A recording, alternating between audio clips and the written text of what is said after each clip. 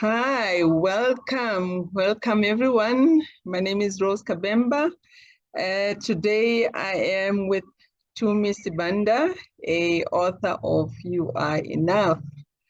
Exciting time for us. We are going to discuss her book and come close and listen because she's going to share with us tips on how to overcome dealing with feeling inadequate. So come and listen. She has read a number of books. She has tried this method and she has won the battle. So she wants to share with us how to win and so that we can become like her and know that we are enough. So in your book, Tumi, you described feeling inadequate. You gave it a name. You said it's a monster. How did you come about with this name? What was happening? Thank you, Rose, for having me. And hi to everyone who is watching and connected. The reason why I called feeling inadequate a monster, it's because when you are grabbed and wrapped in this feeling of inadequacy, you find yourself that you are paralyzed by fear. You can't do anything. And the reason why I said a monster, and as I said in the book, I used the movie Monster Incorporate, where the children were scared to produce electricity through their screams. So that for me was like, this is when you're feeling inadequate, this is where you feel so helpless and you're just screaming because this monster is at play in your life. And that's why I call the feeling of inadequacy a monster. Okay. Thank you so much. So how does it show up? How can you tell for yourself that you are now battling with this monster? Yeah. So the feeling of inadequacy gets planted in our lives at different stages of our lives.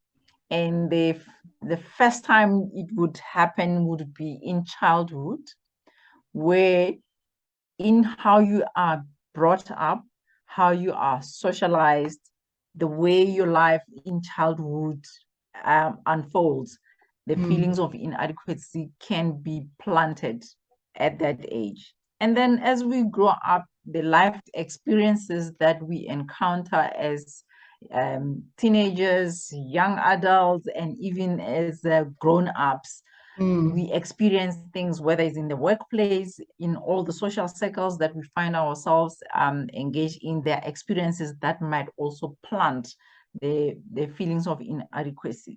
So how do you get to know that this is at play in your life? When you start feeling like you doubt yourself, you doubt your decisions, you doubt your own abilities, and even when you've done something and you've done it so well, you start thinking, I think I was lucky there, or it was not my own doing, it's because other people were involved. When you find that you have that kind of a conversation in your life, then you must know that the feelings of inadequacy are at play at the highest level to a point where they've manifested into what we call imposter syndrome. Okay, all right. Okay. Um, so you say if this monster is really dominating you, we can find it that it can even make you stuck. You can feel stuck in your life. You can feel like you're sabotaging yourself. And you say feeling inadequate, we can attribute most of social ills to it. How so? Okay. So to answer the first part, yes, you would find yourself in a state of almost paralysis. You can't do much when you have the feelings of inadequacy. Now, how I say it contributes towards the social ills that we have. In the chapter that I'm talking about, violence or abuse in intimate relationships, that is the example that I use in particular. You'd find that when someone is not feeling good about themselves, they don't believe they are good enough, they don't believe that they can do better. When you are in the vicinity or in the surroundings or in company of people that when the way they show up says to you they are better than you find ways to say, how do I actually elevate myself? And if you have grown up in an environment that has taught you that violence is the way to solve problems, you'd find yourself gravitating more towards using violence to elevate yourself, to try make yourself feel much better, to try and make yourself feel adequate. So in other words, trying to be above the people that you perceive to be better than you. And you would often get triggered when someone does something that, for example, if your inadequacy was planted at a young age where you were told you will not amount to anything, and your friends or your partner makes you feel like you are nothing. So you might get triggered. And as I said, if you grew up in an environment that has said we solve problems through violence, you might find yourself gravitating towards that as a way to try and make yourself feel better, feel more adequate by oppressing other people. Okay, all right. That's a very good example. I like it. But another example that I like that I found so interesting is that people can also overwork themselves and be burnt out because they're trying to feel and prove that they are not inadequate. Yeah. So this is when your inadequacy has manifested itself into imposter syndrome. You find yourself operating in a space where you don't believe in yourself, you don't believe what you have done is enough, you want to do more.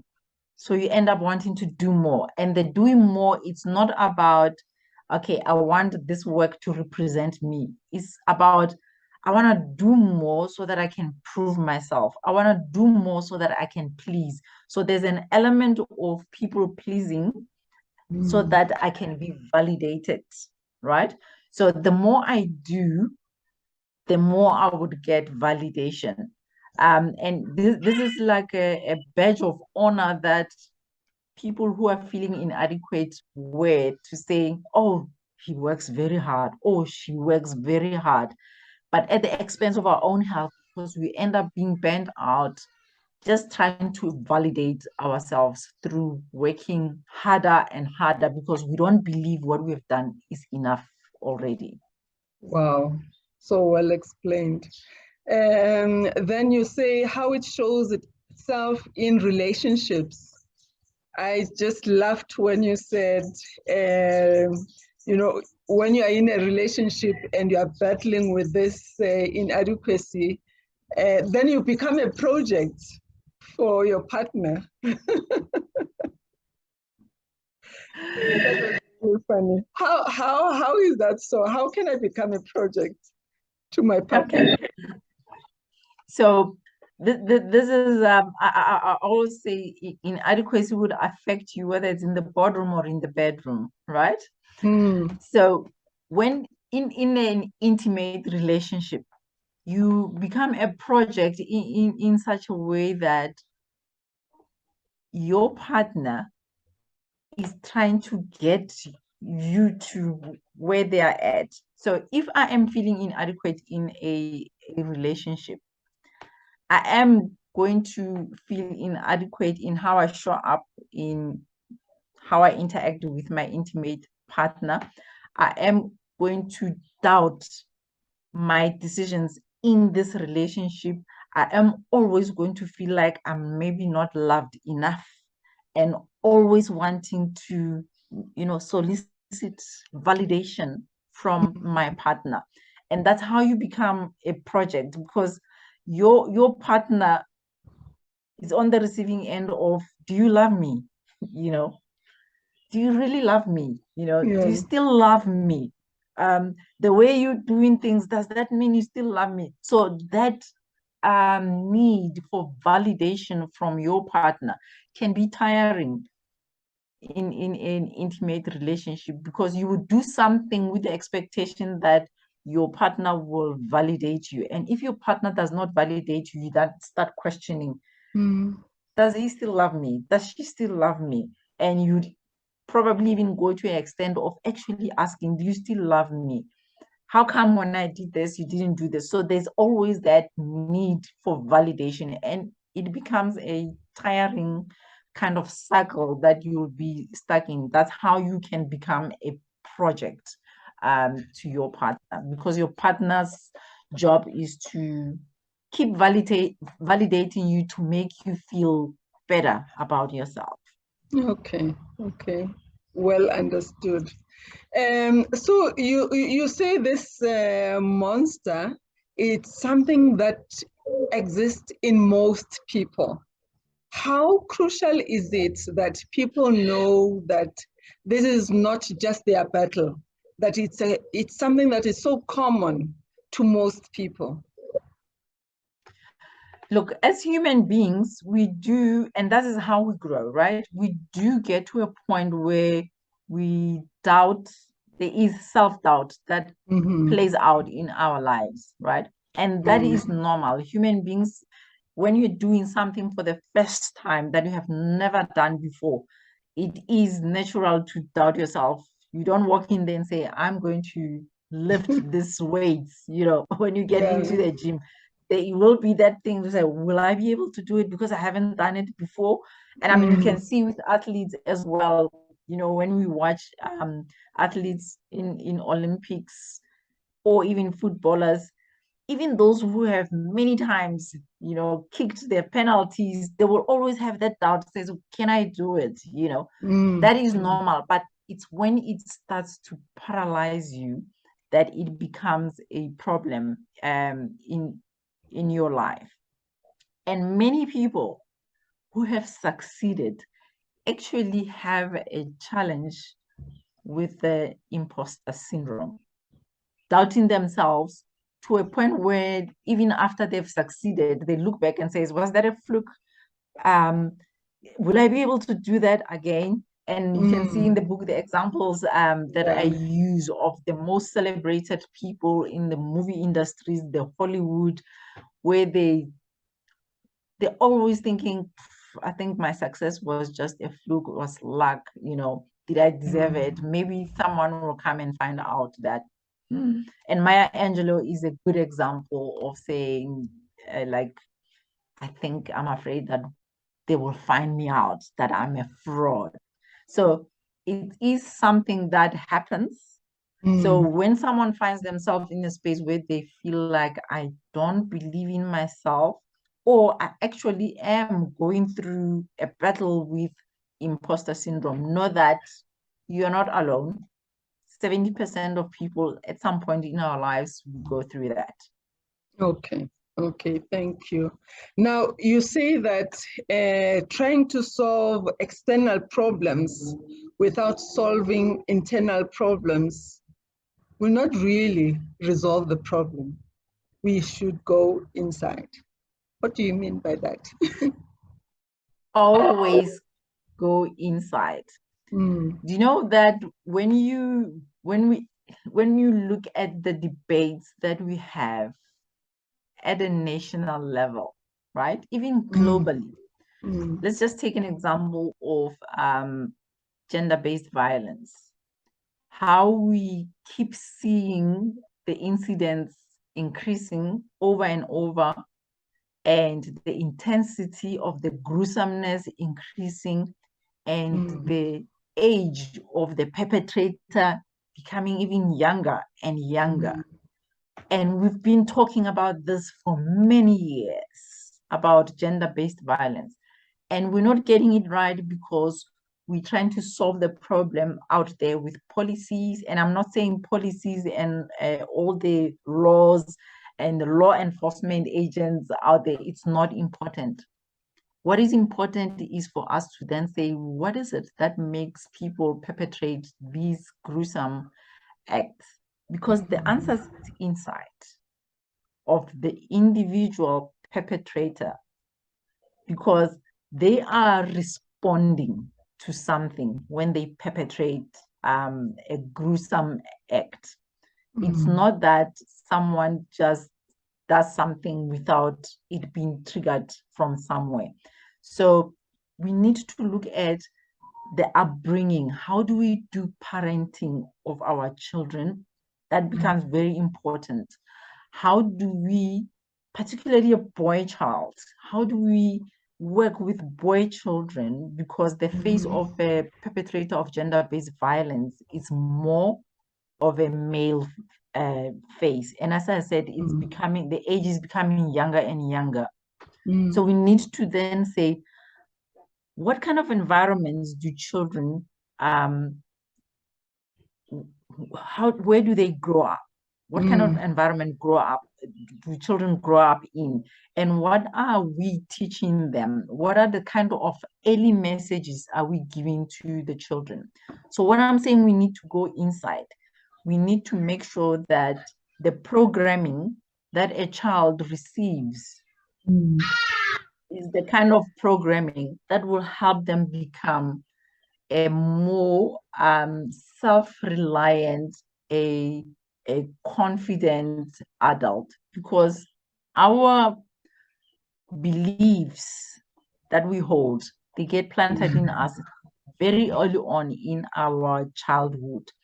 And those beliefs dictate how we show up in the world, in our behavior. And if the programming in childhood was the one that says, you are not worth anything, you are not going to amount to anything in life. And then you've also, on top of that, there's an introduction of violence being used as a way of solving problems. This is for a young mind that does not have filters. The child just absorbs what they see, what they observe, is what then becomes what they know to be how life is. So how we do parenting at a very young age of a child is very important, because that is the programming that's going to determine the trajectory of their life. But having said that, even if a child grew up in a programming that programs them to become a perpetrator of social ills, we can reverse that. We can work with an individual to start saying, how can we have different beliefs that shapes your behavior in a different way? Okay. And we know this is possible because there are children who grew up in the same environment and become different adults. Okay. It's because of the choices that we make as we grow up and become adults. There are people who choose to see the kind of violence they see in their homes to say, this will not be my reality, and they choose a different life. Whereas others would say, this is what life is for me, and then they would choose that route. Okay. So that's why we need to go inside, because it's about the programming of the mind. All right. Okay. Thank you so much. I can see how a person who has been brought in that violence environment can become themselves those, perpetrators. But as you are saying that the environment at the end of the day does not determine for you who you're going to become. And as you said, that it's not everybody who becomes like that. Some people make different choices for themselves. So let's say someone is willing to change, does not like what they've experienced when they were growing up. Where should they start? What should they do? Okay. So I like the phrase that you use, when someone does not like, who they have become and how they are showing up, because that becomes the important thing for there to be a turning point. So there are a lot of people who are walking out there and they don't have awareness of where they are at. So for them, how they are, that's how life is, and that's how life will continue to be. So it's very important that we get to a point of awareness that what I'm doing and how I'm showing up does not serve me, right? And it's not always going to be easy for people to get to that space. So there's two categories of people who will recognize by themselves to say, I don't like how I'm showing up. Let's say maybe it's in the workplace, to say, the way I show up in the workplace, I show up in a timid manner. I don't complete projects, I don't bet on myself, and my career is not growing. I find myself feeling stuck because of these feelings of inadequacy. When someone sees that their life is not moving, that is a point of awareness that something is not serving them. And then they can start saying, what can I do? Where can I get help? So first thing is awareness. And if you are someone who, and I use this in the book as an example for people who are bullies in the workplace, some people may not have the awareness that they actually are showing up as bullies, trying to make themselves feel better. So when you don't have that self-awareness, being in the habit of asking for feedback from people around you will serve you better. To always ask for feedback using the question, how do you experience me? And that will bring awareness. So when you have people who you trust to give you truth about yourself, and you ask them for feedback, how do you experience me? People who love you, who truly love you, will give you feedback to say, you show up in this way, and this can be construed to be bullying or something along those lines, And then if you really want to help yourself to show up differently, now you've got awareness that I'm being experienced in a way that does not serve who I want to be. Then you can start, we go to the next step of saying, then how do I then move from here? And that could mean getting help. We've got psychologists, we've got coaches, we've got therapists, counselors out there, people who can start help you to hold a mirror for you, to start looking at yourself and say, I have been given feedback that when I show up this way, I make people feel this way, and this is not something that serves me. And then when someone helps you to hold a mirror for you like this, you can start having deeper discussions about yourself. Okay. So there's a way of doing it by yourself, but getting help is also the best way to go. Okay. I like that very much when you say your coaches, your therapists, they can hold a mirror for you, because there's also this saying that says you cannot change what you cannot face. And in your book, you do indicate that, most of the time people are afraid to go back. They're afraid to dig in their past. And yet it's the past that can help them to move forward. Very true. Introspection is one thing that human beings are afraid of. We are very afraid to look ourselves in the mirror, because when you look yourself in the mirror, you're not only going to get the good, right? You're Yeah. going to get the good, the bad, and the ugly. Yeah. And the importance of going to help professionals like your therapists, your coaches, your psychologists, is that as they are holding the mirror for you and you start seeing the good, the bad, and the ugly about yourselves, at least you are in a safe space that can help you to be able to process what comes out for you. But the best thing that you can ever do for yourself, so for anyone who's watching this, the best thing that you can ever do for yourself is allowing yourself to really self introspect, go deep, and look yourself in the mirror and get to understand what programs are running your life, so that if there is a way that you're showing up and you believe it's not serving you, you can start working on how do I want to show up differently than having to reprogram yourself, talking about the different beliefs that may serve you better. Okay. All right. I like the fact that you say when you go to your therapy or your coach, when they show the mirror, you'll see the good, the bad, everything that is there, which is human nature, because there is no human who is perfect, and we shouldn't be afraid to see our imperfections. But what you've also touched on in the book that I love very much is that when all these things show up, you must also have self-compassion towards yourself. Absolutely. Yeah. Absolutely. And that's the gateway to healing, Rose.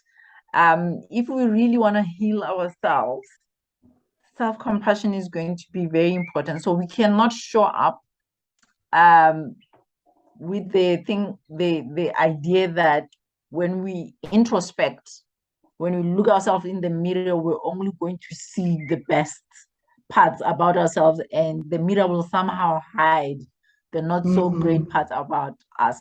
So when you go to the mirror, it's very important to have that mind. Your mind should be open to say, whatever comes up out, I am ready. Which is why I emphasize the importance of going to help professionals, which will help hold the space for you to be able to handle the bad and the ugly that come along with the good. Okay. So I also like when you said that the mind is the first line of defense. And you say that the mind is a friend that has a potential to become your enemy. Can you expand on that? Oh, this organ that we have, or should I say the mind, because the mind is throughout our body. So this I'll call it a facility. This facility that is the mind that we have is a great servant, right?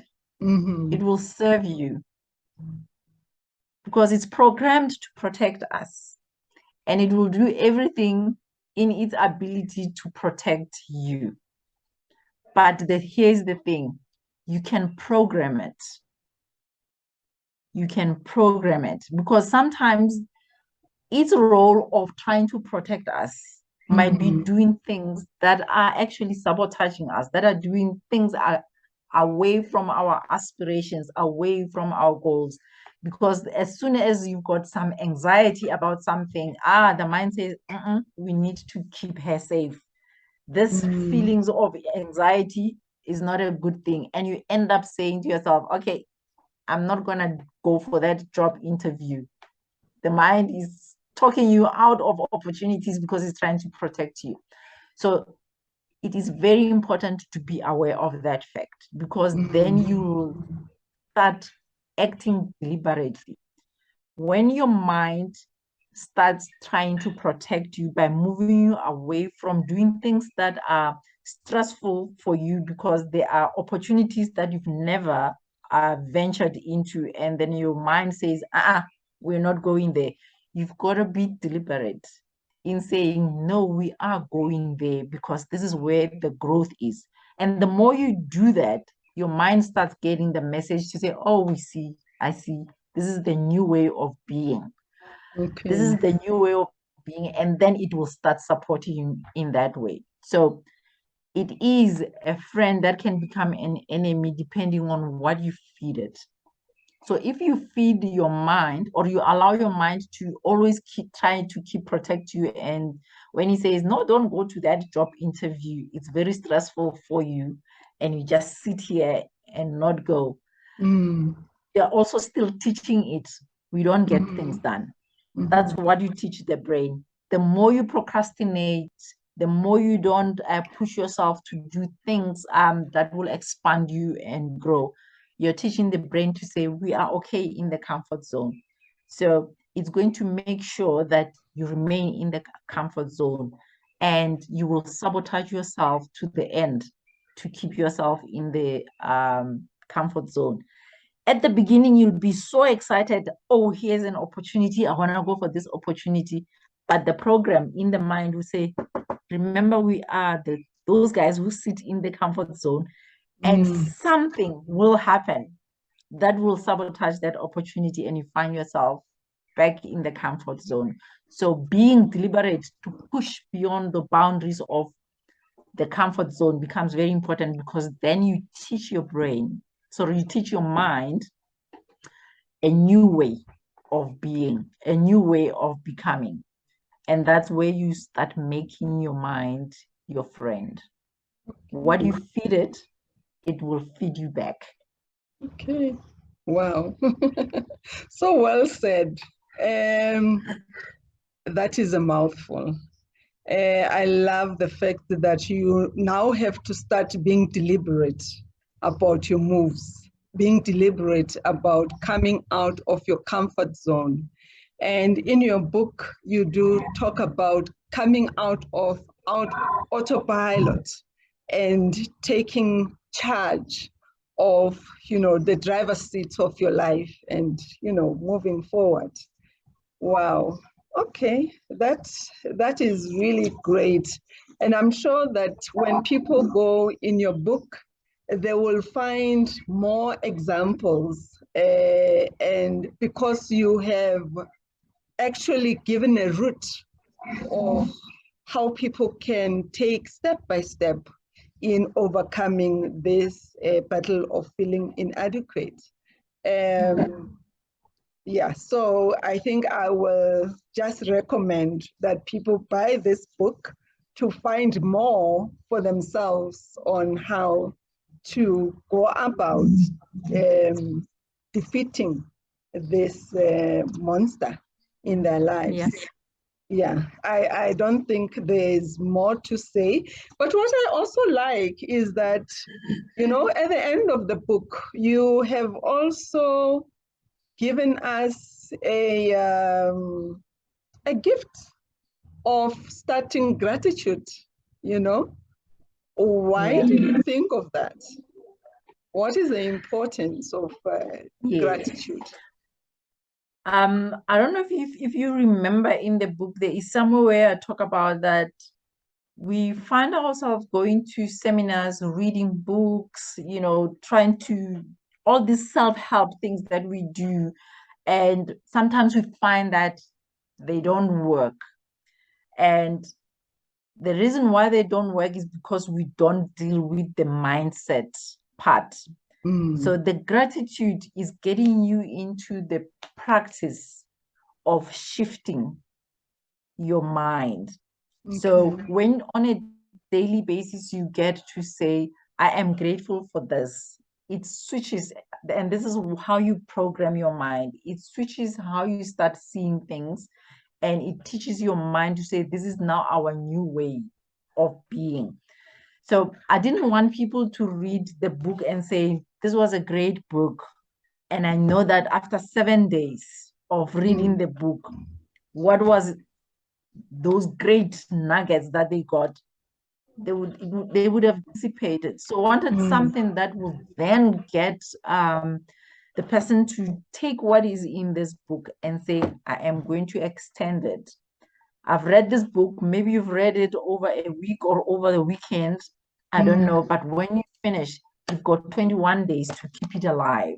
And in keeping it alive is helping transform yourself. This is the beginning of a transformation journey. Because as I said, our mind is the first line of defense. And if we want to make changes in our lives, that's where we start. And gratitude helps us with ensuring that we start shifting our minds. Okay, thank you so much.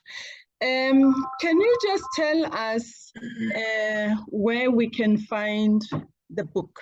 If someone is interested, how do we find and buy your book? Yeah. If you are next to an exclusive books, just walk into one of them. They should still have stock. But if you want to have a signed copy from the author, you can go to my online store. My business website is www.sano.africa, and Sano is spelled SAHNO. So it's www.sano.africa, and then you click on the tab that says shop, and then you'll find the book there. The other way of getting it even much easier, the easiest way of getting it is follow me on Instagram. I'm Tumi Sibanda on Instagram. When you follow me there, when you go into my bio, there is a link where if you click on that link, you're going to have access to everything that I do. You're going to have access to my website. You're going to have access to all my other socials, my products, you name it.